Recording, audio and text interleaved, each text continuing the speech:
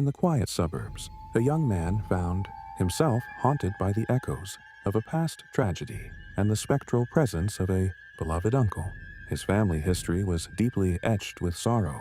A car accident in his childhood claimed his father's life and left his mother with lasting injuries. The house they lived in, a legacy from his father, became a sanctuary for him and his mother. When he was 10, his mother began a new chapter, dating frequently, which led to his Uncle Steve becoming a constant, comforting presence. Uncle Steve, a cool and caring figure, filled the void left by his father, teaching him to play catch, caring for their pets, and taking him to the movies, creating cherished memories. But as years passed and his mother remarried, Uncle Steve's visits dwindled.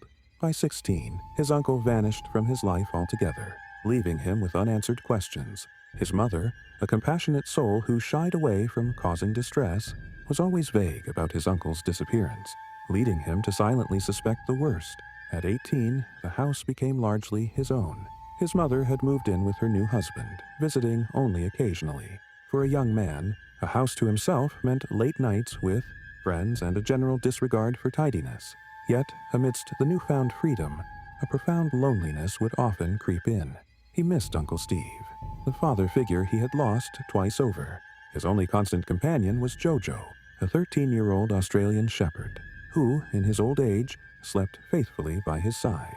It was a cold January night, the Christmas tree still casting festive shadows, when he awoke to an unfamiliar silence. Jojo wasn't in bed. He called out, searching the downstairs, only to find Jojo transfixed, staring down into the dark abyss of the basement stairs. A shiver ran down his spine. The basement, usually left ajar, felt like a gaping maw. When he switched on the light, the empty space offered no explanation for Jojo's intense focus. He quickly turned off the light, pulling Jojo away and locking the door. Though unsettled, he tried to dismiss it as unusual dog behavior, attributing it to a late-night sound.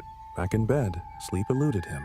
Every few minutes, Jojo would stir, looking towards the bedroom doorway, his senses still fixated on something unseen below. He knew he couldn't ignore it, driven by a newfound sense of responsibility. A trait born from growing up without a father, he decided to investigate.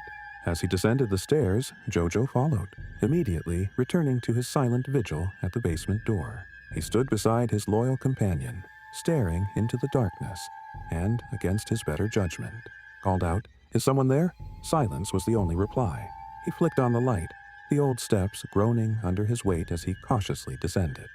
Midway down, a faint voice reached him, weak, injured, yet undeniably his Uncle Steve's.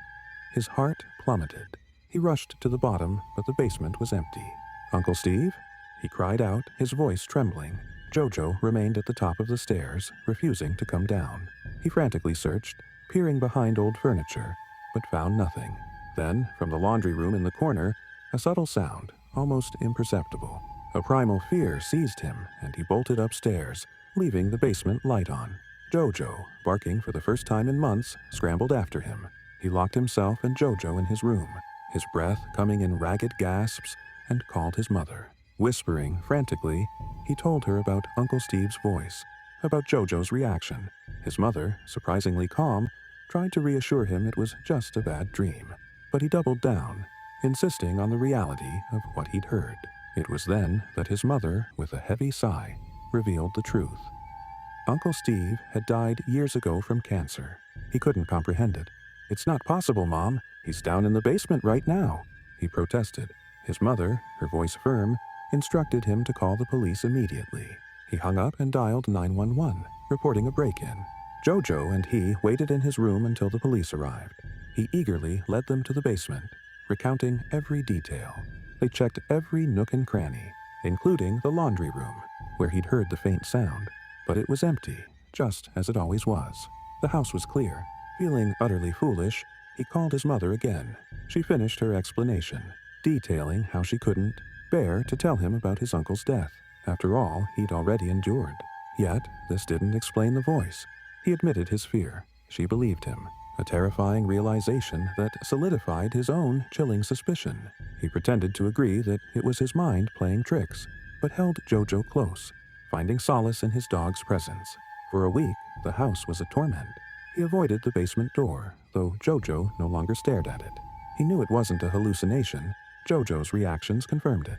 Something, or someone, with his uncle's voice had been down there.